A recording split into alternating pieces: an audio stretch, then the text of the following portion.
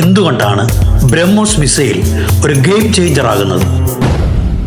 ലോകത്തിലെ ഏറ്റവും വേഗതയേറിയ ക്രൂയിസ് മിസൈലുകളിൽ ഒന്നായ ഇത് അമേരിക്കയുടെ ടോം ഹോക്ക്, അതുപോലെ ഫ്രാൻസിന്റെ സ്കാൽപ് തുടങ്ങിയ മിസൈലുകളേക്കാൾ വേഗത്തിൽ സഞ്ചരിക്കുന്നു. മാക് 3, അതായത് ശബ്ദത്തിന്റെ 3 മടങ്ങ് വേഗതയിൽ. ശക്തമായ ആക്രമണശേഷി, ആന്റി മിസൈലുകൾ ഉപയോഗിച്ച് തടുക്കുവാൻ കഴിയാത്തതും കൃത്യമായ ലക്ഷ്യത്തിൽ എത്തിച്ചേരുവാനുള്ള കഴിവ് ഏതാണ്ട് 99.9%.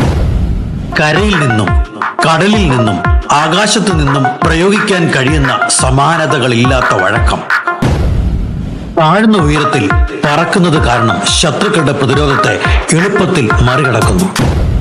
ബ്രഹ്മോസ് ശക്തിയേറിയത്, വേഗതയേറിയത്, കൃത്യതയാർന്നത്, തടയാനാവാത്തത്, അതുതന്നെയാണ് ബ്രഹ്മോസിന്റെ തലയെടുപ്പ്.